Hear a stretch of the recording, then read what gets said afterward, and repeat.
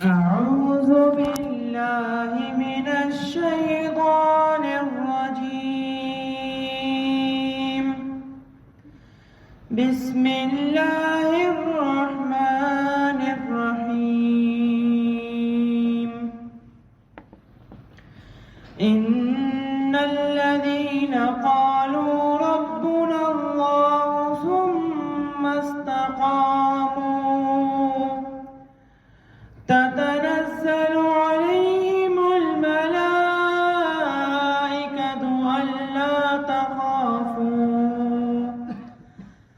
ألا تخافوا ولا تحزنوا وأبشروا بالجنة التي كنتم توعدون. نحن أولياؤكم في الحياة الدنيا وفي الآخرة ولكم فيها ما تشتهي أنفسكم ولكم فيها ما تدعون. نزلا من غفور رحيم. ومن أحسن قولا ممن دعا إلى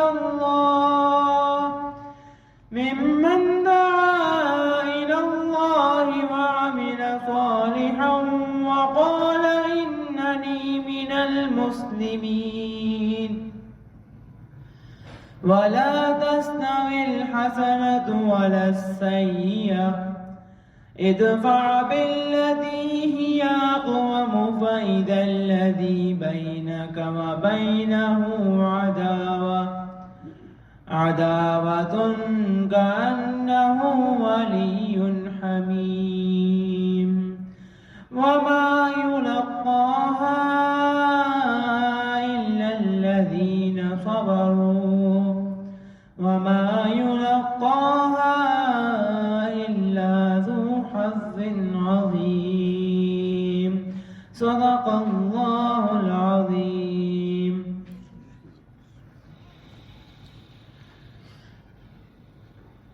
گدا کو بادشاہ یا بادشاہوں کو گدا کر دے. گدا کو بادشاہ یا بادشاہوں کو گدا کر دے. میرے مالک تو جب چاہے کسی کو کیا سے کیا کر دے. میرے مالک آپ جب چاہیں کسی کو کیا سے کیا کر دے. کبھی کنواں کبھی مٹی کبھی پھر قید میں یوسف. کبھی کنواں کبھی مٹی کبھی پھر قید میں یوسف. کبھی ایک مصر کا قیدی مصر کا بادشاہ کر دے. کبھی ایک مصر کا قیدی مصر کا بادشاہ کر دے. میرے مالک آپ جب چاہیں کسی کو کیا سے کیا کر دے.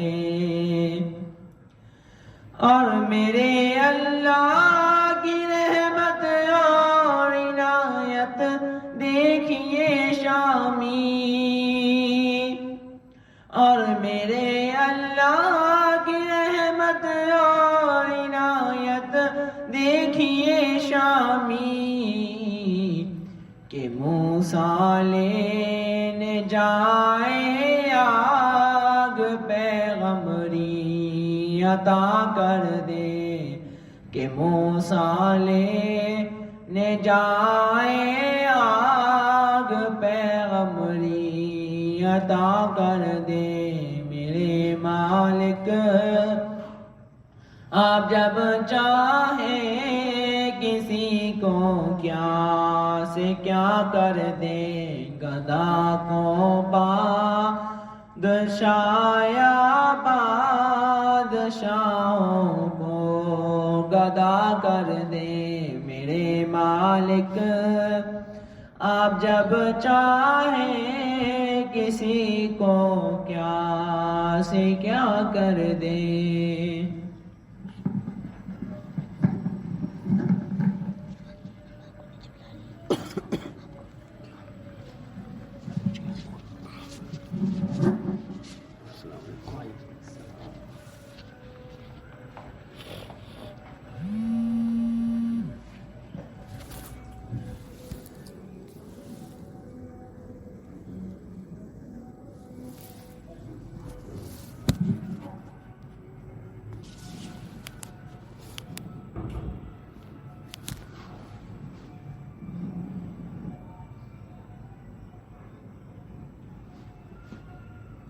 نعبده ونصلي على رسوله الكريم،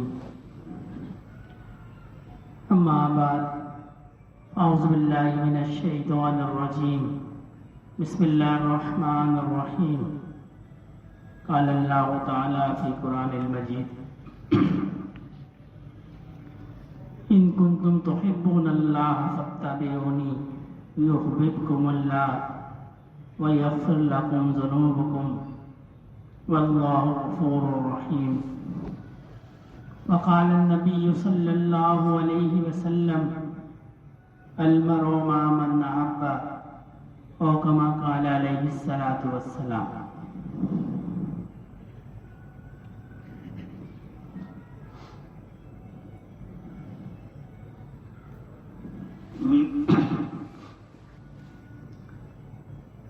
اللہ رب العزت کا شکر اور احسان ہے کہ اس نے ہمیں اپنے حبیب صلی اللہ علیہ وسلم کی امت میں پیدا فرمایا۔ یہ اتنی بڑی نعمت ہے کہ اس نعمت کا جتنا شکر ادا کیا جائے وہ کم ہے۔ دنیا کی باقی جتنی بھی نعمتیں ہیں یہ ان میں سب سے بڑی نعمت ہے، اور ایمان کے بعد جو سب سے بڑی نعمت ہے وہ معرفت کی نعمت ہے۔ امام غزالی رحمۃ اللہ علیہ فرماتے ہیں کہ ایمان لانے کے بعد سب سے بڑی نعمت معرفت کی نعمت ہے، یعنی اللہ کی پہچان کی نعمت ہے۔ جس کو اللہ نے اپنی پہچان کی نعمت دے دی، پھر اس کو دنیا میں کسی اور نعمت کی کوئی ضرورت نہیں ہے، اس لیے کہ جس کو اللہ کی معرفت حاصل ہو گئی اس کے لیے باقی سارے کام آسان ہو گئے۔ جس کو اللہ کی معرفت حاصل ہو گئی اس کے لیے نیکیوں کو کرنا آسان ہو گیا، اللہ کا حکم ماننا آسان ہو گیا، اس لیے کہ جب پہچان آ جاتی ہے تو حکم ماننا آسان ہو جاتا ہے۔ یہ دنیا کا بھی مشاہدہ ہے، اگر کوئی افسر کہیں کھڑا ہو اور آپ اس کو نہ جانتے ہوں تو اس کی بات کی اہمیت نہیں ہوتی جب تک کہ وہ اپنا تعارف نہ کرائے، پہچان نہ کرائے۔ جب پہچان آ جاتی ہے تو پھر اس کی اہمیت آ جاتی ہے، اور جب اہمیت آ جاتی ہے پھر اس کی نافرمانی یہ بڑا مشکل کام ہے۔ بندہ کسی کو پہچانتا ہو، کسی کی عظمت اس کے دل میں ہو اور پھر اس کو نافرمانی وہ کرے، یہ ممکن ہی نہیں ہے۔ تو جس کو اللہ کی معرفت حاصل ہو گئی، اللہ کی پہچان حاصل ہو گئی، اس کے لیے پھر گناہوں سے بچنا، نیک عمل کرنا یہ انتہائی آسان ہو جاتا ہے۔ اور یہ اللہ کی پہچان اللہ والوں کی صحبت سے حاصل ہوتی ہے، اللہ والوں کی صحبت سے حاصل ہوتی ہے۔ انسان نے اگر زندگی میں کوئی علم حاصل نہیں کیا تو اس کی کمی جو ہے وہ عمل سے دور ہو جاتی ہے۔ یعنی کسی کے پاس علم نہیں ہے، علم کم ہے لیکن اس کا عمل زیادہ ہے، تو علم کی کمی جو ہے یہ عمل سے دور ہو جاتی ہے، اور عمل کی جو کمی ہے یہ اخلاص سے دور ہو جاتی ہے۔ تھوڑا عمل ہو لیکن اس میں اخلاص ہو تو اللہ پاک اس اخلاص کی برکت سے اس کے عمل کو بڑھا دیتا ہے۔ اس لیے فرمایا نیکیوں کو گنا نہیں جائے گا، نیکیوں کو تولا جائے گا، اور جو اخلاص ہوگا اس اخلاص کی اہمیت۔ دو متضاد عمل ہوں اخلاص ٹھیک ہو دونوں اللہ کی بارگاہ میں قبول ہیں. روایات میں آتا ہے ایک شخص جو ہے وہ رستے کے اندر انہوں نے ایک وہ کھونٹا جس کو کہتے ہیں گھوڑے کو باندھنے کے لیے وہ لگا دیا اس نیت کے ساتھ کہ کوئی مسافر آئے گا تو گھوڑا کہاں باندھے گا, گھوڑا باندھ لے گا تو نماز پڑھے گا آرام سے سکون سے. اور دوسرے کوئی شخص وہاں سے گزر رہے تھے, انہوں نے دیکھا جی یہ کھونٹا ہے, کسی کا پاؤں لگے گا وہ گرے گا, تو انہوں نے اس کو نکال دیا اس نیت کے ساتھ کہ جی یہ کھونٹا ہے, کسی کا پاؤں لگ جائے گا, گر جائے گا تو کسی کو مصیبت سے بچ جائے گا. تو اللہ پاک نے دونوں کو اجر دیا, اس لیے کہ اخلاص, نیت اخلاص جو ہے وہ اہمیت رکھتی ہے کام کی. نیک عمل بھی اس وقت تک قبول نہیں ہے جب تک اس کے اندر اخلاص اور اس کی نیت ٹھیک نہیں ہے. لوگوں نے, منافقین نے مدینہ منورہ کے اندر ایک مسجد بنائی جس کو مسجد زرار کہا گیا. اب عمل کیا تھا؟ عمل تھا مسجد کا بنانا. کتنا بڑا ثواب ہے مسجد کا بنانا. حدیث شریف میں آتا ہے جس نے اللہ کے لیے مسجد بنائی اللہ قیامت کے دن اس کے لیے گھر بنائے گا جنت میں. جو بندہ اللہ کے لیے مسجد بناتا ہے اللہ جنت میں اس کا گھر بناتے ہیں. اتنا ثواب ہے. اور بنائی بھی کہاں؟ روزہ شہر مدینہ کے اندر, رسول اللہ صلی اللہ علیہ وسلم کے شہر کے اندر بنائی. اور پھر آپ صلی اللہ علیہ وسلم کو دعوت دی کہ آپ آئیں یا نماز پڑھا رہے ہیں. لیکن اللہ نے قرآن میں فرمایا نہیں یہ مسجد نہیں ہے, یہ تو منافقین کی سازشوں کا گھر ہے. آپ نے صحابہ کرام کو بھیجا اور اس مسجد کو گرا دیا. مجھے کسی نے بتایا کہ جو اس وقت مسجد نبوی کے باہر جو بیت الخلا ہے وہ اس جگہ پہ بنائے گئے ہیں جہاں وہ مسجد بنائی گئی تھی. کیوں کہ نیت ٹھیک نہیں تھی. جب تک نیت ٹھیک نہیں ہے نیک عمل بھی قبول نہیں ہے. جب نیت ٹھیک ہو جاتی ہے پھر اس کا عمل قبول ہو جائے. جتنی نیت اللہ کے لیے خالص ہوتی رہے گی اللہ پاک اتنا اس کا اجر کو بڑھاتے رہے گا, اتنا اس کا اجر بڑھتا رہے گا. جتنی نیت صاف ہوتی رہے گی اتنا اس کا اجر بڑھتا رہے گا. اعمال کی تو اہمیت ہے لیکن اعمال میں جو نیت کی اور جو اخلاص کی اہمیت ہے وہ اعمال کی اہمیت سے بھی زیادہ ہے. نیت کی جو اہمیت ہے یہ عمل کی اہمیت سے بھی زیادہ ہے. علماء نے لکھا ہے نیت کا ثواب عمل سے بھی زیادہ ہے. اس لیے کہ عمل تو بعض اوقات بندہ کرتا ہے کبھی نہیں کرتا ہے, لیکن جب نیت اس نے کر لی اللہ اس کو اس کا ثواب دے دیتا ہے. اور ایک واقعہ میں اکثر بتایا کرتا ہوں, حضرت عبداللہ بن مبارک رحمۃ اللہ علیہ کا وصال ہوا. کسی نے خواب میں دیکھا ایک موچی کا بھی وصال ہوا. کسی نے خواب میں دیکھا موچی کا مرتبہ بلند ہے اور ان کا مرتبہ کم ہے. بڑی حیرانی ہوئی. اس کی بیوی سے پوچھا جی کیا معاملہ ہے؟ اس نے کہا کہ جب بھی یہ فارغ ہوتا تھا دن میں مزدوری کرتا تھا اللہ کی عبادت کرتا تھا اور فارغ ہوتا تھا تو کہتا تھا کہ اگر اللہ نے مجھے فرصت دی تو میں عبداللہ بن مبارک جیسے عمل کروں. حالانکہ عمل نہیں کیے, صرف ان اعمال کا ارادہ کیا کہ اگر مجھے اللہ فرصت دیں گے تو میں عبداللہ بن مبارک جیسے اعمال کروں گا. حضرت شفیع عثمانی رحمۃ اللہ علیہ نے اس واقعے کو نقل کیا ہے. فرماتے ہیں اس کے اخلاص نے, اس کی نیت نے اس کو وہ مقام دے دیا جو عمل کرنے کے باوجود عبداللہ بن مبارک رحمۃ اللہ علیہ کو نہیں ہے. اس نے صرف نیت کی, اللہ نے اس نیت کی برکت سے. عمل میں خامی ہو سکتی ہے, نیت میں خامی نہیں ہو سکتی. اگر انسان نے اپنی نیت کو اللہ کے لیے خالص کر دیا اللہ پاک اس پہ اس کو نیکی کو لکھ دیتے ہیں, وہ عمل کرے یا نہ کرے. اور اگر عمل کر لے گا تو اور سونے پہ سہاگا ہوتا رہے گا. اور جتنی اپنی نیت کو اللہ کے لیے خالص کرتا رہے گا اللہ پاک اس کے عمل میں وزن کو بڑھاتے رہیں گے, وزن کو بڑھاتے رہیں گے. یہ ہم کلمہ شریف کو معمولی سمجھتے ہیں. روایات کے اندر آتا ہے ایک بندے کا اعمال نامہ اڑ جائے گا, ایک فرشتہ آئے گا صرف ایک پرچی رکھے گا وہ نیچے ہو جائے گا.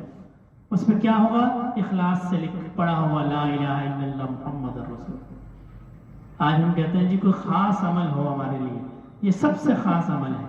جو عمل جتنے اخلاص کے ساتھ کیا جائے, جتنے اللہ کی رضا کے لیے کیا جائے اللہ پاک اس عمل کو مقبول بنا دیتے ہیں.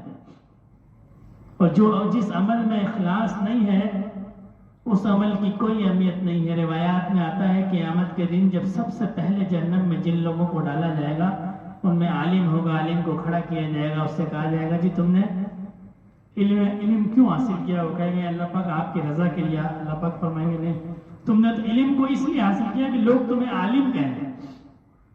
یہ تمہاری خواہش میں نے دنیا میں پوری کر دی, لوگ دنیا میں تمہیں عالم کہتے تھے. آج میرے پاس تمہارے لیے کچھ بھی نہیں ہے. اس کو جہنم میں بھیج دیا جائے گا. شہید کو کھڑا کیا جائے گا, جان قربان کر دی. پوچھا جائے گا تم نے جان کیوں قربان کی؟ وہ کہے گا اللہ پاک آپ کی رضا کے لیے میں نے جان کو قربان کیا. اللہ پاک فرمائیں گے نہیں, تم نے تو اس لیے اپنی جان کو قربان کیا کہ تم شہید کہلاؤ, تم بہادر کہلاؤ. تمہاری قوم تمہارے قصے گائے کہ جی یہ بہت بہادر آدمی تھا اور وہ ہم نے تمہیں دنیا میں دے دی. اب ہمارے لیے, ہمارے پاس تمہارے لیے تمہارے عمل کی کوئی جزا نہیں. ہر وہ عمل جو اللہ کی رضا کے بغیر کیا جائے, جتنا بڑا بھی عمل ہو اس کی کوئی اہمیت نہیں ہے. وہ ایسا ہے جیسے خالی روح کے بغیر عمل ہے. جب تک اس میں اللہ کی رضا نہیں ہے, ہر کام میں اللہ کی رضا کے مطابق کرنا ہے, ہر کام میں اللہ کی رضا دیکھنی ہے. جب بندہ ہر کام میں اللہ کی رضا دیکھے گا تو اس کی کامیابی ہے. یہ میں گھر والوں سے حسن سلوک کرتا ہوں اللہ کی رضا کے لیے, میں نیک عمل کرتا ہوں اللہ کی رضا کے لیے, میں کاروبار کرتا ہوں اللہ کی رضا کے لیے, میں ملازمت کرتا ہوں اللہ کی رضا کے لیے. ہر چیز میں اللہ نے ہمارے پورے کے پورے دین کو عبادت بنا دیا. ہر وہ کام جو بندہ اللہ کی رضا کے لیے کرے گا اللہ اس کو اس میں مقام و مرتبہ عنایت فرمائے گا. اور جو بڑے سے بڑا کام بھی جس میں اللہ کی رضا نہیں ہوگی اس کا کوئی وزن نہیں ہے. روایات میں آتا ہے ایک قوم جو ہے اس نے ایک درخت کی پوجا شروع کر دی. اس قوم کے اندر ایک عابد تھا, عبادت گزار آدمی تھا. اس کو بڑا غصہ آیا کہ جی قوم جو ہے درخت کی پوجا کرتی ہے. اس نے کلاڑے کو اٹھایا اور اس نے کہا جی میں اس کو درخت کو کاٹ دوں. تو وہ جب جانے لگا تو رستے میں شیطان آ گیا. اس نے کہا جی میں نہیں تمہیں کاٹنے دوں گا. اب دونوں میں مقابلہ ہوا, اس نے اس کو گرا دیا. جب اس نے اس کو گرا دیا تو شیطان نے حربہ بدل لیا. اس نے کہا کہ جی تم تو مسکین آدمی ہو, میں روز تمہیں 4 درہم یا 4 دینار تمہارے تکیے کے نیچے رکھ دیا کروں گا. اس سے تم دین کے کام بھی کرنا, اپنا بھی خرچ چلانا, دین کے کام بھی کرنا. اس نے کہا ٹھیک ہے. وہ گھر واپس آ گیا. روز اس کو تکیے کے نیچے 4 درہم یا 4 دینار ملتے رہے. کچھ عرصے بعد وہ ملنا بند ہو گئے. اس نے پھر کلاڑا اٹھایا, لگا اب تو درخت کاٹ کے آؤں گا. یہ باہر نکلا تو پھر شیطان سے مقابلہ ہو گیا. اب شیطان نے اس کو پچھاڑ دیا. اس نے کہا کہ اب تم درخت نہیں کاٹ سکتے.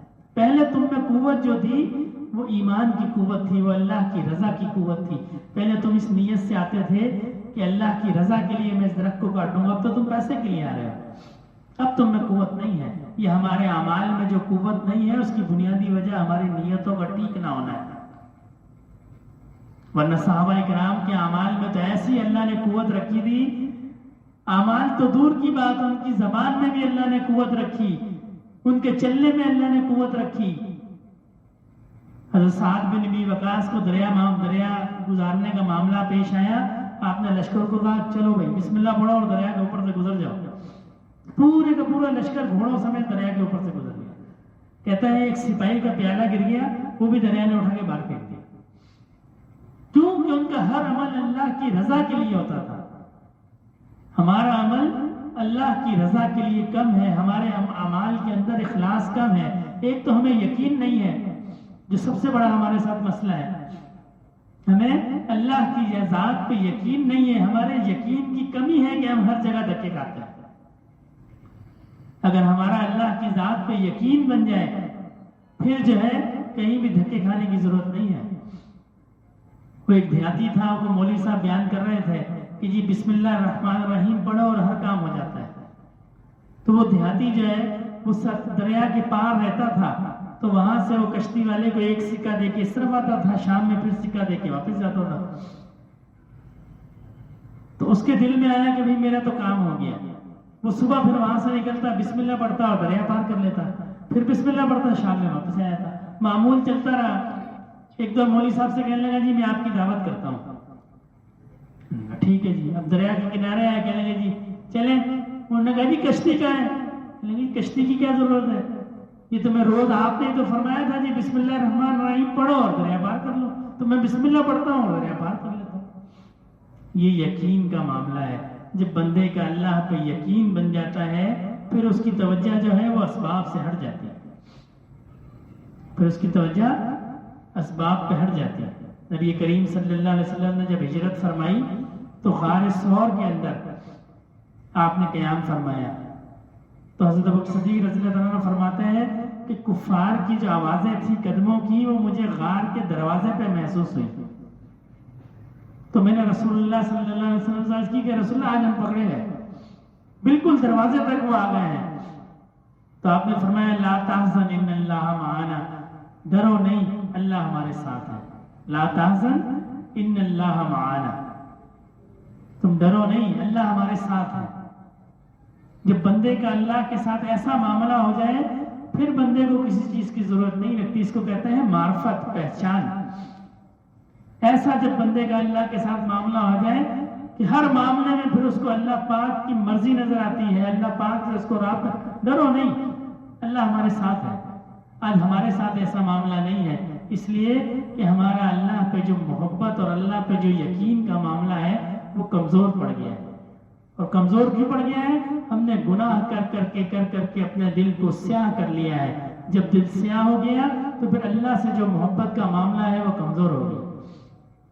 جہاں بھی سیاہی آ جائے گی گناہوں کی وہاں سے اللہ پاک کی محبت نکل جاتی ہے. ہم گناہ کرتے ہیں دل سیاہ ہوتا ہے، پھر گناہ کرتے ہیں دبے لگتے دل بالکل سیاہ ہو جاتا ہے، پھر اس میں اللہ کی محبت نہیں سماتی، پھر اس میں اللہ کا یقین نکل جاتا ہے. اور اس کا پھر طریقہ کیا ہے کہ اپنے دلوں کو گناہوں سے پاک کیا جائے، اس پہ اللہ کا نام لیا جائے. اس لیے کہ اللہ کا نام جو ہے یہ دلوں کی زنگ اتارنے کا ذریعہ ہے. ہر چیز کی زنگ اترتا ہے، لوہے کا زنگ ریگمال سے اترتا ہے. برتنوں کے لیے وہ کوچنا اس کو کہتے ہیں، وہ جو برتن مانجتے ہیں جس کے اتر جائے. تو دل جو ہے اس دل پہ جو زنگ لگا ہوتا ہے یہ اللہ کے ذکر سے اترتا ہے. رسول اللہ صلی اللہ علیہ وسلم نے فرمایا لِكُلِّ شَيْءٍ سِقَالٌ وَسِقَالَتِ الْقُلُوبُ ذِكْرُ اللَّهِ. ہر چیز کو صاف کرنے کا ایک طریقہ ہے، ہر چیز کو مانجنے کا ایک آلہ ہے. اللہ کے ذکر، اللہ کا جو ذکر ہے یہ دلوں کو مانجنے کا آلہ ہے. یہ دل جو صاف ہوتے ہیں یہ اللہ کے ذکر سے صاف ہوتا ہے. جتنا بندہ اللہ کا ذکر کرتا رہتا ہے اللہ پاک اس کے دل کو صاف کرتے رہتے ہیں، اور پھر دل ایسا صاف اور ایسا نورانی ہو جاتا ہے. ایک حدیث قدسی کا مفہوم ہے. رسول اللہ صلی اللہ علیہ وسلم نے فرمایا، اللہ پاک فرماتے ہیں کہ پھر میں اس کے ہاتھ بن جاتا ہوں وہ مجھ سے کام کرتا ہے، میں اس کی آنکھیں بن جاتا ہوں وہ مجھ سے دیکھتا ہے، میں اس کی زبان بن جاتا ہوں وہ مجھ سے بولتا ہے. ایسی کیفیت انسان کو حاصل ہوتی ہے کہ وہ بولتا ہے گویا کہ اللہ کی زبان سے بول رہا ہے، وہ دیکھتا ہے گویا اللہ کی زبان سے دیکھ رہا ہے، وہ سنتا ہے گویا اللہ کے کانوں سے سن رہا ہے. ایسا اس کا دل صاف ہو جاتا ہے. اللہ پاک فرماتے ہیں میں ایسا اس کے ساتھ معاملہ کرتا ہوں. پھر جو اللہ کی زبان سے بولے گا، اللہ کی آنکھوں سے دیکھے گا، اللہ کے کانوں سے سنے گا، پھر وہ غلطی کیسے کرے گا؟ پھر سوال ہی پیدا نہیں ہوتا. جس کے دل میں اللہ کی محبت آ جائے اور اس سے غلطی ہو جائے، جس کے دل میں اللہ کا عشق آ جائے، جس کے دل میں اللہ کا نور آ جائے، جس کے دل میں اللہ کی معرفت آ جائے اور پھر وہ غلطیاں کرتا پھرے، پھر وہ گناہ کرتا پھرے، یہ ممکن ہی نہیں ہے. یہ ہم سے گناہ اس لیے ہوتے ہیں کہ ہمارے دل میں اللہ کی محبت نہیں ہے، اللہ کا عشق نہیں ہے، اللہ کا نور نہیں ہے. ورنہ تو ممکن ہی نہیں ہے کہ بندہ اللہ کی نافرمانی کر دے. بچہ ہے، بچہ اپنے ماں باپ کی نافرمانی نہیں کر سکتا. اگر باپ اس کے سامنے ہو تو سوال ہی پیدا نہیں ہوتا وہ کوئی غلطی کر دے. کیوں ڈرتا ہے اپنے باپ سے؟ ہم اللہ سے نہیں ڈرتے اس لیے کہ ہمیں یقین ہی نہیں ہے. وَهُوَ مَعَكُمْ أَيْنَمَا كُنْتُمْ، تم جہاں بھی ہو اللہ تمہارے ساتھ ہے. اگر ہمیں یہ یقین ہوتا کہ ہر وقت اللہ ہمارے ساتھ ہے تو پھر کیسے ممکن ہے اللہ نے فرمایا ہو کم نہ تولو اور ہم کم تولیں، اللہ نے فرمایا ہو بد نظری نہ کرو اور ہم بد نظری کریں، اللہ نے فرمایا ہو نماز پڑھو اور ہم نماز نہ پڑھیں. یہ کیسا ممکن ہے کہ جب بندے کو یہ یقین ہو کہ اللہ میرے ساتھ ہے؟ ہم زبان سے تو ضرور کہتے ہیں اللہ ہمارے ساتھ ہے، اللہ ہمیں دیکھ رہے ہیں، یہ ہم زبان سے دعویٰ کرتے ہیں. ایمان کی دو صورتیں ہیں، ایمان کی دو شکلیں ہیں، ایک اقرار باللسان اور دوسرا تصدیق بالقلب. ایک شخص اگر ساری زندگی زبان سے یہ اقرار کرتا رہے کہ میں اللہ کو ایک خدا مانتا ہوں، رب مانتا ہوں اور نبی کریم صلی اللہ علیہ وسلم کو ان کا پیغمبر مانتا ہوں، لیکن دل سے نہ مانے، دل سے اس نے نہیں مانا، تو وہ مسلمان نہیں ہے. اس کو کہتے ہیں منافق، جو زبان سے کہے لیکن دل سے نہ مانے. اور ایک ایسا شخص ہے جو دل سے تو مانتا ہے کہ اللہ ایک ہے اور نبی کریم صلی اللہ علیہ وسلم اس کے پیغمبر ہیں، لیکن اس نے پوری زندگی زبان سے اقرار نہیں کیا، پوری زندگی زبان سے اقرار نہیں کیا، وہ بھی مسلمان نہیں ہے۔ مسلمان کون ہے؟ جو اقرار باللسان و تصدیق بالقلب، زبان سے اس بات کا اقرار کرے کہ اللہ ہمارے رب ہے، نبی کریم صلی اللہ علیہ وسلم ہمارے پیغمبر ہیں، زبان سے اقرار کرے اور دل سے اس کی تصدیق کرے۔ اب ہم اپنے ایمان کو دیکھیں، ہم زبان سے کہتے ہیں کہ اللہ ہمارے ساتھ ہیں، اللہ ہمیں دیکھ رہے، دل میں ہماری تصدیق ہے؟ اگر ہمارے دل میں تصدیق ہو تو پھر ہمارا عمل اس کے متضاد نہ ہو۔ جن کے دل میں اللہ نے تصدیق ہے ان کے عمل متضاد نہیں ہوتے، ہمارا عمل متضاد ہے، ہم گناہ کرتے ہیں، ہم اس وقت نہیں دیکھتے کہ اللہ ہمیں دیکھ رہے ہیں۔ یہ یقین نہیں ہے۔ یہ یقین کیسے حاصل ہوگا؟ یہ اللہ کے نام کی برکت سے حاصل ہوگا، یہ اللہ والوں کی صحبت سے حاصل ہوگا۔ جتنا ہم اللہ کو یاد کریں گے اتنا اللہ رب العزت کی محبت ہماری طرف متوجہ ہوگی، اور ایسی محبت آتی ہے بندے کو ایسا سکون اور ایسا اطمینان۔ اللہ نے خود فرمایا ہے الا بذکر اللہ تطمئن القلوب، کہ ہم نے دلوں کا جو اطمینان ہے، دلوں کا جو سکون ہے، وہ ہم نے اپنی یاد کے اندر رکھا ہے۔ کس کے اندر رکھا ہے؟ اپنی یاد کے اندر رکھا ہے، اور کسی چیز میں اللہ نے سکون نہیں رکھا۔ دل کا جو سکون ہے یہ اللہ نے اپنی یاد میں رکھا ہے۔ ہر چیز اپنی جگہ پر ہوتی ہے۔ کسی نے اگر پھل خریدنا ہو تو اس کو فروٹ منڈی جانا پڑے گا، کسی نے سبزی خریدنی ہو سبزی منڈی جانا پڑے گا، کسی نے کپڑے خریدنے ہو کپڑے والی دکان پہ جانا پڑے گا، اس لیے کہ ہر چیز اپنی جگہ پر رکھی گئی ہے۔ کتابیں کتابوں والی دکان سے ملیں گی، اور سکون کہاں ملے گا؟ دل کا سکون اللہ نے فرمایا میرے ذکر میں ملے گا، الا بذکر اللہ تطمئن القلوب۔ دل کا جو سکون ہے یہ میرے ذکر کے اندر ملے گا، نہ یہ مال کے اندر ملے گا، نہ یہ دولت کے اندر ملے گا، نہ یہ اولاد کے اندر ملے گا، نہ یہ عیش و عشرت کے اندر ملے گا۔ یہ اگر ملے گا تو صرف میرے ذکر کے اندر ملے گا۔ آپ اٹھا کے دیکھ لیں، بے شمار لوگ ہیں لاکھ پتی کروڑ پتی، سکون نہیں ہے۔ ہمارے بڑے حضرت رحمۃ اللہ علیہ کے پاس وہ ٹنڈادم میں جو ساتھی جاتے ہیں انہوں نے دیکھا ہوگا اس طرف 2 فیکٹریاں تھی، اب ختم ہو گئی، آج کل وہ دکانیں بن گئی، بالاگام کہلاتی تھی، کاٹن فیکٹری۔ ان کا جو سیٹ تھا وہ کراچی کا تھا، کبھی کبھی آتا تھا، تو بڑے صاحب کی خدمت میں حاضر ہوا، کہنے لگا حضرت میں کروڑ پتی بلکہ ارب پتی آدمی ہوں، میں کروڑ پتی ارب پتی آدمی ہوں، لیکن مجھے سکون نہیں ہے، مجھے پریشانی بہت رہتی ہے، مجھے پریشانی بہت رہتی ہے۔ تو حضرت نے اس کے قلب پہ انگلی لگائی، اس کو فرمایا کہ بھائی اللہ اللہ کیا کرو۔ یہ دل پہ جو انگلی اللہ والے لگاتے ہیں یہ اس پودے کو لگا دیتے ہیں، پھر بندہ جتنی محنت کرے گا اتنا وہ تناور درخت ہو جائے گا۔ تو اس نے فرمایا کہ بھائی اللہ اللہ کیا کرو، اور اس کو طریقہ بتا دیا۔ 15 دن کے بعد آیا، کہنے لگا حضرت مجھے 12 نے آرام ہے، پہلے میری طبیعت میں اضطراب رہتا تھا، کچھ ہونے والا ہے، کچھ ہو نہ جائے، کوئی نقصان کی خبر نہ مل جائے، کوئی فلاں نہ ہو جائے، کوئی فلاں نہ ہو جائے۔ فرمایا مجھے 8 نے 12 نے جو ہے وہ مجھے سکون ہے، مجھے پریشانی نہیں ہے۔ تو حضرت نے فرمایا بھائی اس لیے پریشانی نہیں ہے کہ اللہ نے سکون اپنے ذکر کے اندر رکھا ہے۔ آج جو ہمیں پریشانیاں ہیں نا اس کی وجہ یہی ہے ہم اللہ کو یاد نہیں کرتے۔ اللہ بذکر اللہ تطمئن القلوب۔ اگر ہم چاہتے ہیں ہمارے دلوں میں اطمینان ہو، ہمارے دلوں میں سکون ہو، تو کیا کرنا پڑے گا؟ اللہ کو یاد کرنا پڑے گا، اللہ کا نام لینا پڑے گا۔ جب بندہ اللہ کا نام لیتا ہے اللہ کی رحمت اس کی طرف متوجہ ہوتی ہے۔ فاذکرونی اذکرکم، تم مجھے یاد کرو میں تمہیں یاد کروں گا، تم مجھے یاد کرو میں تمہیں یاد کروں گا۔ آج اگر کسی کو کوئی کہہ دے جی صدر پاکستان شاہد بھائی کو یاد کرتے ہیں، تو پھر شاہد بھائی کی کیا مزاج ہوگی؟ جی صدر پاکستان مجھے یاد کرتے ہیں، جی گورنر مجھے یاد کرتا ہے۔ اور جس کو اللہ یاد کرتے ہو، جس کو اللہ یاد کرتے ہو کہ جی میرا بندہ، اس کا کیا مقام ہے؟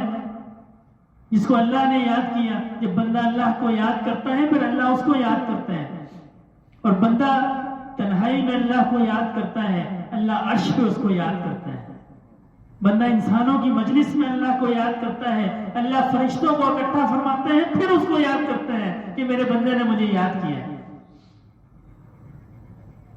روایات میں آتا ہے کہ بندہ اللہ کا محبوب بنتا ہے، اللہ پاک عرش کے فرشتوں سے فرماتا ہے کہ میں اس سے محبت کرتا ہوں، تم بھی اس سے محبت کرو۔ پھر وہ فرشتے نیچے نیچے پر پورے آسمان آسمان پہ بنیادی ہو جاتی ہے کہ اللہ اس سے محبت کرتے ہیں، تم بھی اس سے محبت کرو۔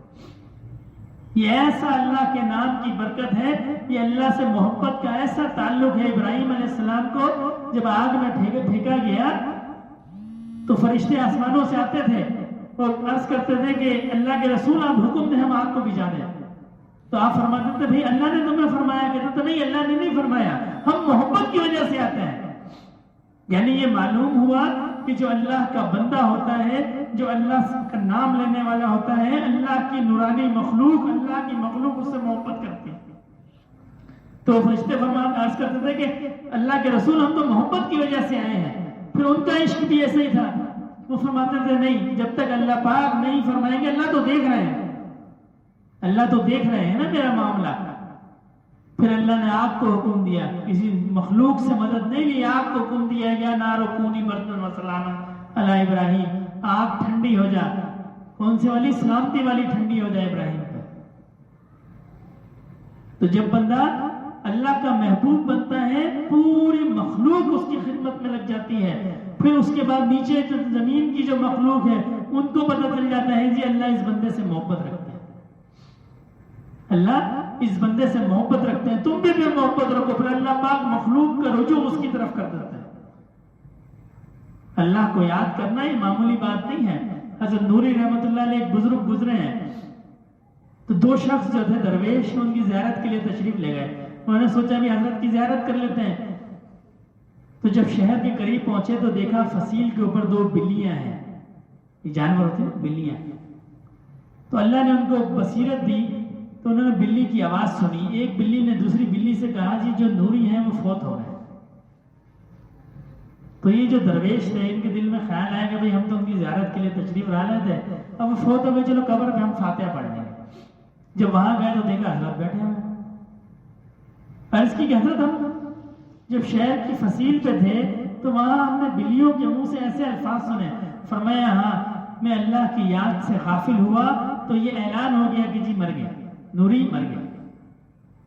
یہ ہم جو اللہ کی یاد سے غافل ہیں نا، حدیث شریف کے اندر ہے، حدیث شریف کے اندر نبی کریم صلی اللہ علیہ وسلم نے فرمایا کہ زندہ اور مردہ کی مثال ایسے ہے جیسے ذکر کرنے والے اور نہ کرنے والے کی۔ جو اللہ کا ذکر کرتا ہے وہ زندہ ہے، اور جو اللہ کا ذکر نہیں کرتا وہ مردہ ہے۔ ہم سمجھتے ہیں ہم زندہ ہیں، اگر ہم زندہ ہوتے لوگ ہم پہ ظلم کر کے بھاگ جاتے ہیں، ممکن ہی نہیں تھا۔ ہم زندہ ہوتے لوگ ہمارا حق دبا دیتے، یہ ممکن ہی نہیں تھا۔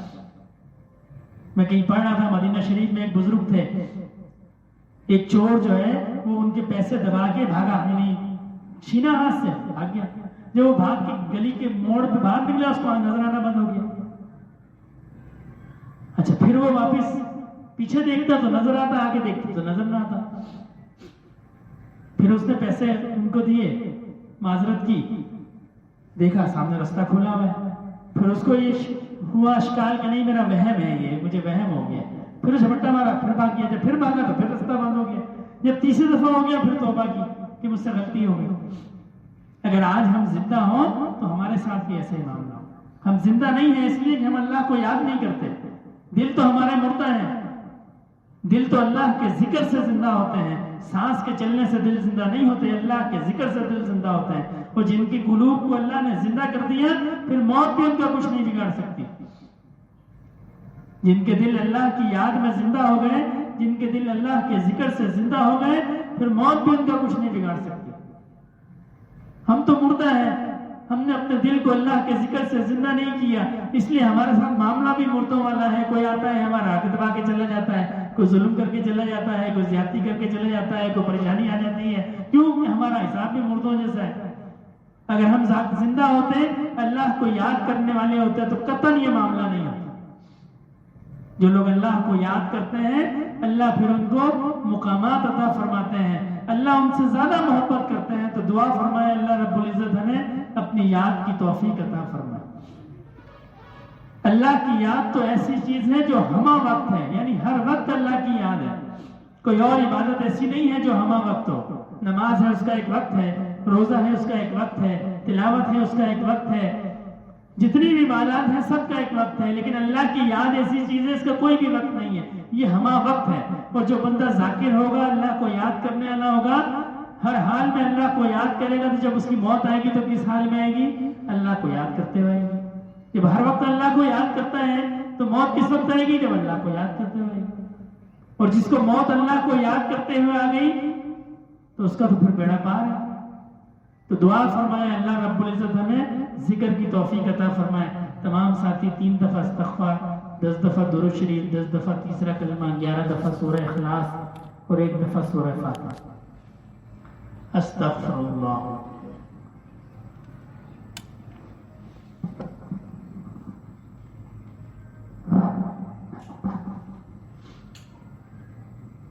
سبحان اللہ والحمد للہ ولا الہ الا اللہ واللہ اکبر ولا حول ولا قوة الا باللہ۔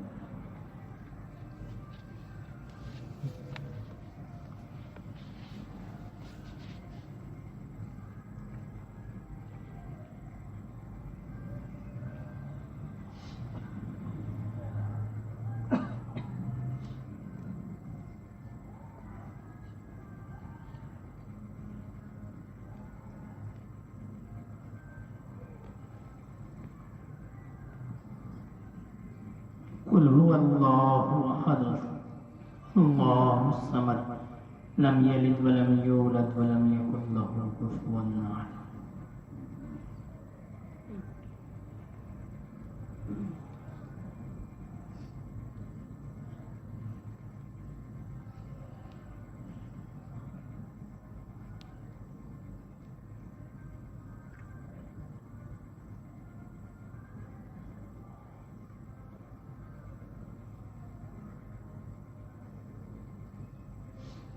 صلی اللہ علیہ وبارک وسلم۔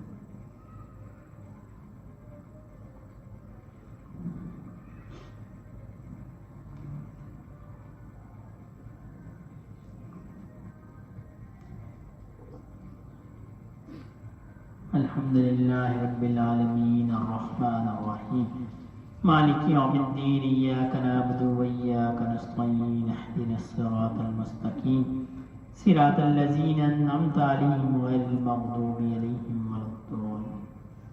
الحمد للہ رب العالمین والصلاة والسلام علی سید المرسلین۔ یا اللہ پاک جو پڑھا گیا اس کا ثواب نبی کریم صلی اللہ علیہ وسلم کے بارگاہ عالیہ میں پیش فرمائیے۔ آپ کے طفیل جملہ صحابہ کرام، سلسلہ عالیہ نقشبندیہ کے جملہ شیوخ و عزام، خصوصاً میرے دادا رحمۃ اللہ علیہ کے نام اعمال میں داخل فرمائیے۔ یا اللہ پاک اس کا ثواب جملہ مسلمان مردوں اور عورتوں، زندہ اور مردہ، سب کے نام اعمال میں داخل فرمائیے۔ اللہم صلی علی سیدنا مولانا محمد صلاۃ تنجینا بها من جمیع الاحوال والآفات وتقضی لنا بها جمیع الحاجات وتطهرنا بها من جميع السيئات وترفعنا بها عندك أعلى الدرجات وتبلغنا بها أقصى الغايات من جميع الخيرات في الحياة وبعد الممات إنك على كل شيء قدير۔ سبحان ربك رب العزة عما يصفون وسلام على المرسلين والحمد لله رب العالمين آمین برحمتک یا ارحم الراحمین۔ ساتھی تھوڑا آگے آگے آ جائیں۔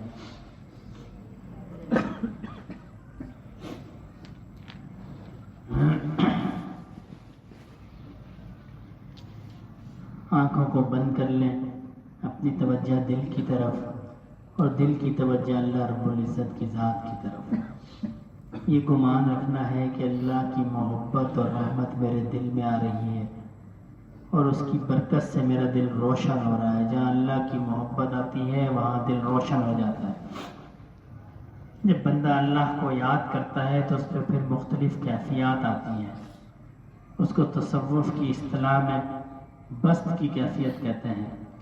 پھر اس کے اندر 2 حالتیں ہوتی ہیں، یا تو اس کو وجد ہوتا ہے یا استغراق ہوتا ہے۔ استغراق کا مطلب یہ ہے کہ اس کو سکون محسوس ہوتا ہے، اطمینان محسوس ہوتا ہے، اس کا دل کرتا ہے میں خاموشی سے اللہ کو یاد کرتا رہوں۔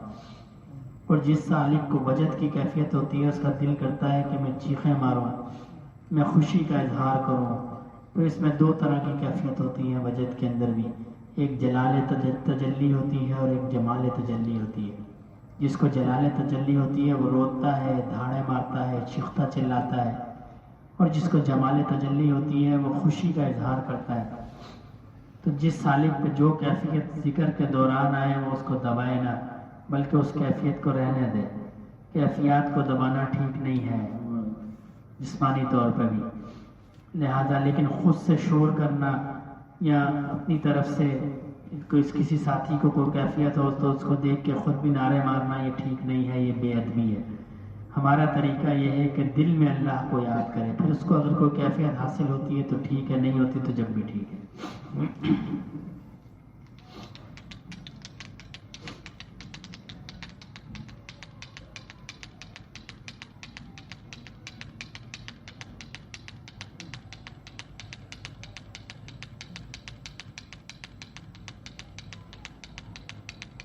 اللہ اللہ اللہ اللہ۔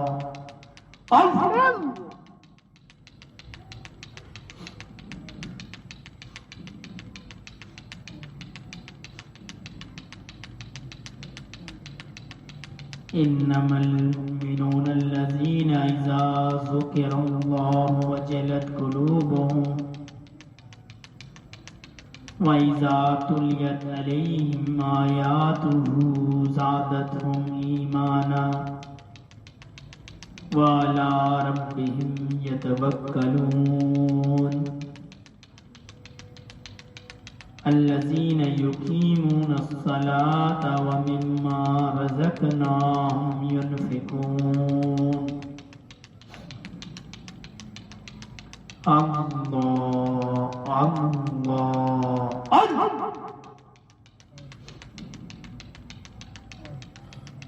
قلب کے اندر دھیان جما کر اللہ اللہ اللہ کر،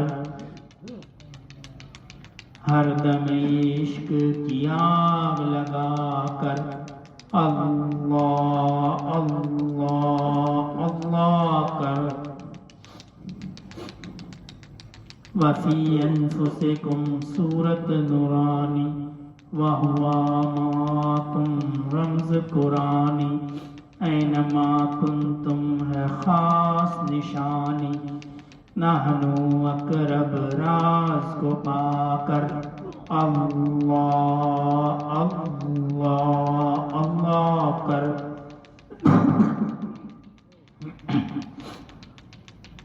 من عرف کا تصور جماعتو فقد عرف کا یقین پکاتو، عناصر دل میں چھپاتو، اقرا کتاب ایک معنی پا کر اللہ اللہ اللہ کر۔ قائم ہو کر بیچ فنا کے، گم ہو جا تو ذات کو پا کے، اپنی خودی کو آپ مٹا کے، بحر فنا میں غوطہ لگا کر اللہ اللہ اللہ کر۔ میں اور تو سب دل سے مٹا تو، خودی کا پردہ دل سے ہٹا تو، رب کو اپنے جلد منا تو، یاد اللہ میں خود کو فنا کر اللہ اللہ اللہ کر اللہ اللہ اللہ۔ مومنہ ذکر خدا بسیار گو، مومنہ ذکر خدا بسیار گو، تاب آبی درد و عالم آبرو،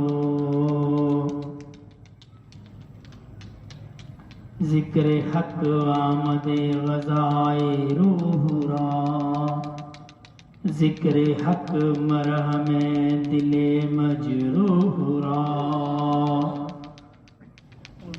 اللہ اللہ۔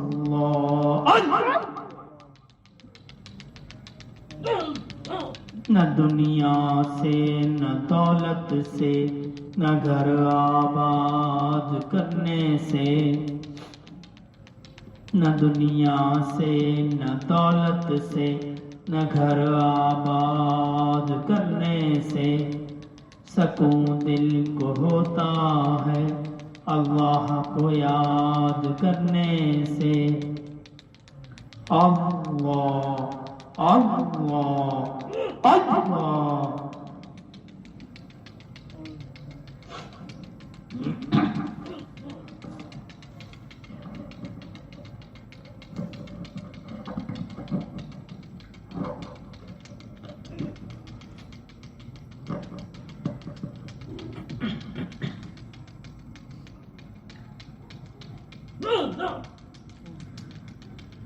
جگہ جی لگانے کی دنیا نہیں ہے، یہ عبرت کی جا ہے، تماشا نہیں ہے۔ جگہ جی لگانے کی دنیا نہیں ہے، یہ عبرت کی جا ہے، تماشا نہیں ہے۔ جہاں میں ہے عبرت کے ہر سو نمونے، مگر تجھ کو اندھا کیا رنگ و بونے۔ کبھی غور سے بھی یہ دیکھا ہے تو نے، جو اب ہے سونے۔ جگہ جی لگانے کی دنیا نہیں ہے، یہ عبرت کی جا ہے، تماشا نہیں ہے۔ تجھے پہلے بچپن نے برسوں کھلایا، جوانی نے پھر تجھ کو مجنوں بنایا، بڑھاپے نے پھر آگے کیا کیا ستایا، اجل تیرا کر دے گی بالکل صفایا۔ جگہ جی لگانے کی دنیا نہیں ہے، یہ عبرت کی جا ہے، تماشا نہیں ہے۔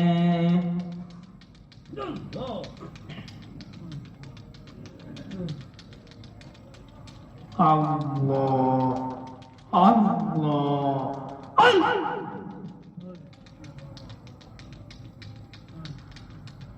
مفلس زندگی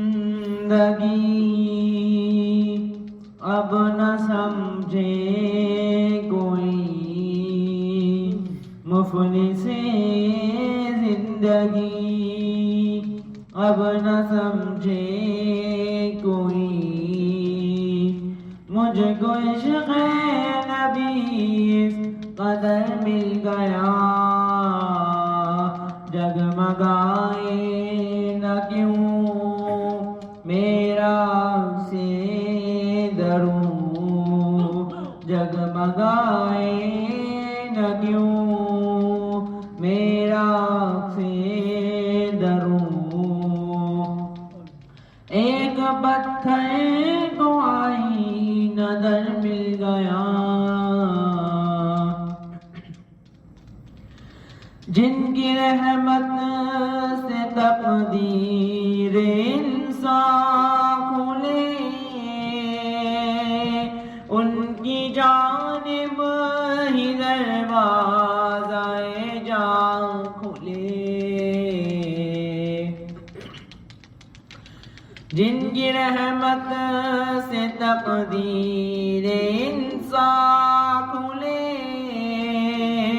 ان کی جانب ہی دروازہ جان کھلے۔ جان عمر رواں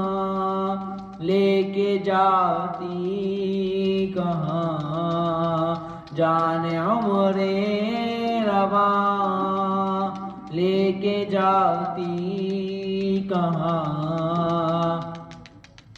خیر سے مجھ کو خیر البشر مل گیا، محور دو جہاں ذات سرکار کی، اور میری حیثیت ایک پرکار کی، محور دو جہاں ذات سرکار کی، اور میری حیثیت ایک پرکار کی، ان کے چشم غنی رونق جاں بنی، ان کے چشم غنی رونق جاں بنی، چھاؤں اس کی گھنی وہ شجر مل گیا،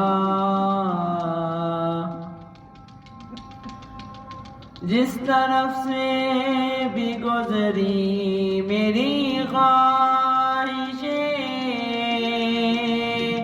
مجھ سے بچ کر نکلتی رہی لغزشیں، جس طرف سے بھی گزری میری خواہشیں، مجھ سے بچ کر نکلتی رہی لغزشیں، جب جھکائی نظر جھک گیا میرا سر، جب جھکائی نظر جھک گیا میرا سر، نقش پا ان کا ہر موڑ پر مل گیا، جب سے مجھ پر ہوا مصطفیٰ کا کرم،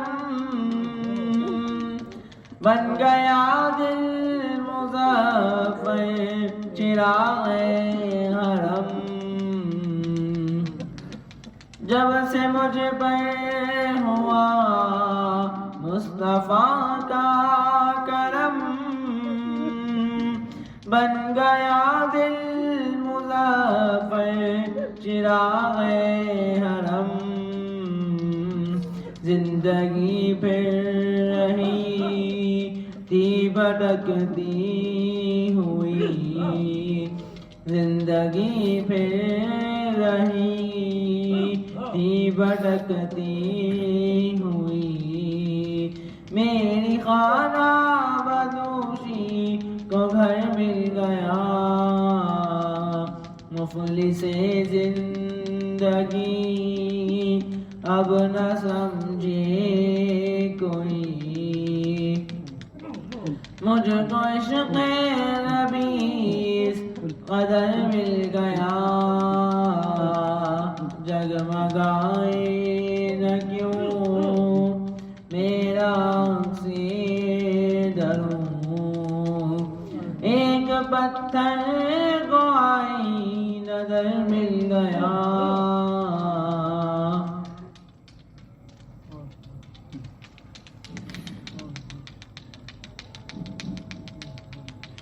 اللہ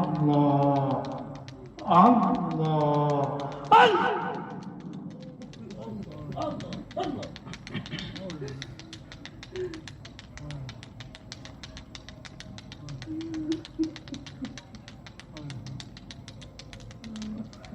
بے خود کیے دیتے ہیں، بے خود کیے دیتے ہیں، انداز ہی جاں بانا عادل میں تجھے رکھ لوں، عادل میں تجھے رکھ لوں، اے جلوہ جانا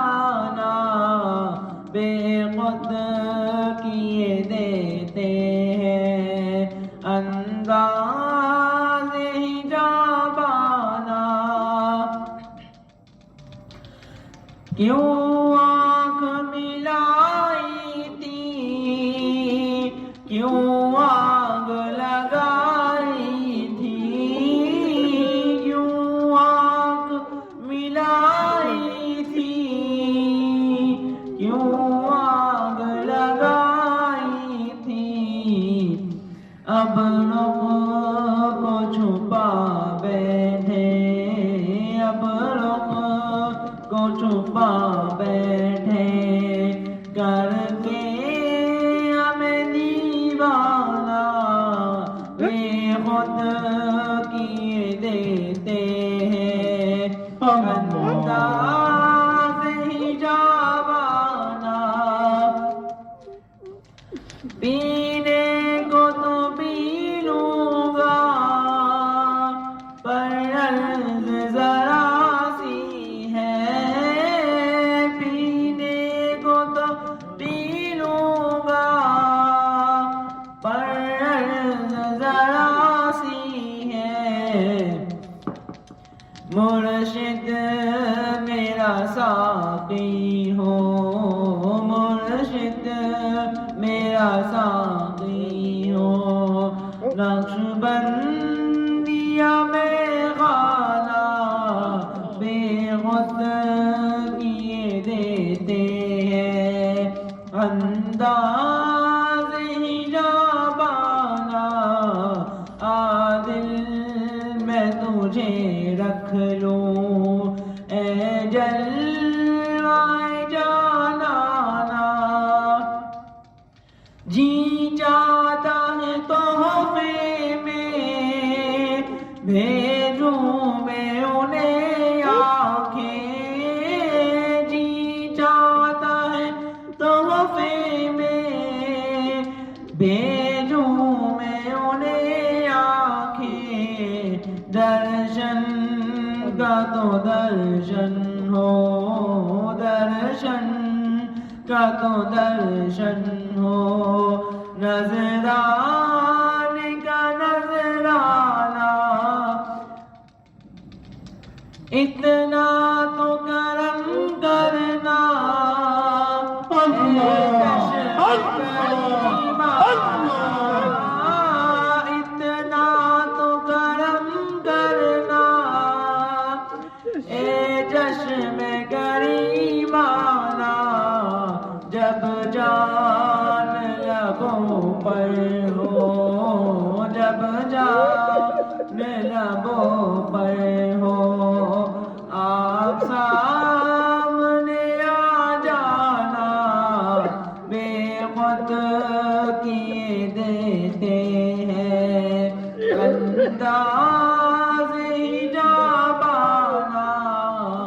عادل میں تجھے رکھ لوں، عادل میں تجھے رکھ لوں اے جلوۂ جانانہ.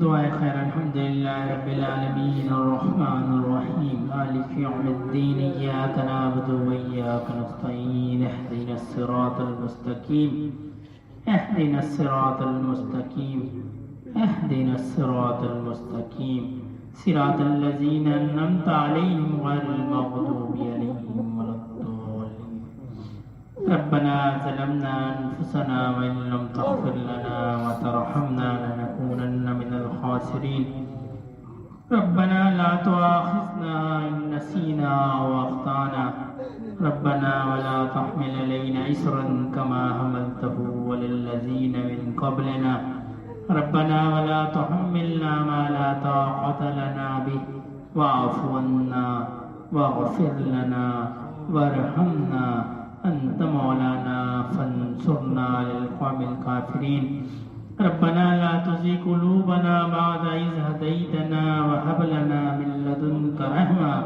إنك أنت الوهاب ربنا هب لنا من أزواجنا وذرياتنا قرة أعين واجعلنا للمتقين إماما ربنا آتنا في الدنيا حسنة وفي الآخرة حسنة وقنا عذاب النار اللهم أعنا على ذكرك وشكرك وحسن عبادتك اللهم إنك عفو تحب العفو فاعف عنا اللهم حاسبني حسابا يسيرا اللهم حاسبني حسابا يسيرا اللهم حاسبني حسابا يسيرا اللهم اغفر لنا قبل الموت وارحمنا عند الموت ولا تعذبنا بعد الموت ولا تحاسبنا يوم القيامة إنك على كل شيء قدير یا اللہ پاک اپنی رضا والی زندگی عنایت فرمائیے یا اللہ پاک ہماری موت اس حال میں آئے کہ آپ کی ذات ہم سے راضی ہو یا اللہ پاک ہم سے جو گناہ ہو گئے اعلانیہ ہوں یا خفیہ ہوں ظاہری ہوں یا باطنی ہوں بڑے ہوں یا چھوٹے ہوں یا اللہ پاک اپنی رحمت سے تمام گناہوں کو معاف فرمائیے یا اللہ پاک نبی کریم صلی اللہ علیہ وسلم کی شفاعت نصیب فرمائیے یا اللہ پاک نبی کریم صلی اللہ علیہ وسلم کے دین پہ چلنے کی توفیق عطا فرمائیے یا اللہ پاک نبی کریم صلی اللہ علیہ وسلم کی روزے کی زیارت نصیب فرمائیے یا اللہ پاک حج بیت اللہ نصیب فرمائیے یا اللہ پاک عمرے کی سعادت نصیب فرمائیے یا اللہ پاک جو بیمار ہیں ان کو صحت عطا فرمائیے یا اللہ پاک جو تنگ دست ہیں ان کی تنگ دستی کو دور فرمائیے یا اللہ پاک جو قرض میں مبتلا ہے غیب کے خزانوں سے ان کا قرض عطا فرمائیے یا اللہ پاک جو اولاد کی نعمت سے محروم ہے نیک صالح اولاد عطا فرمائیے یا اللہ پاک جن کو اولاد نرینہ نہیں ہے نیک صالح وارث عطا فرمائیے یا اللہ پاک جن کی اولاد نافرمان ہے ان کو فرما بردار بنائیے یا اللہ پاک ہماری اولادوں میں نبی کریم صلی اللہ علیہ وسلم کے دین کو جاری فرمائیے یا اللہ پاک ہمارے جو بڑے اس دنیا سے چلے گئے ان کی قبور کو جنت کے باغوں میں سے باغ بنائیے یا اللہ پاک ان پر رحم فرمائیے یا اللہ پاک ہمارے بڑے جن کی جو حیات ہیں ان کی عمروں میں برکت عطا فرمائیے یا اللہ پاک انہیں صحت و شفا عطا فرمائیے یا اللہ پاک ان کے علم و عمل میں برکت عطا فرمائیے یا اللہ پاک جہاں جہاں دین کا کام ہو رہا ہے یا اللہ پاک اسے قبول فرمائیے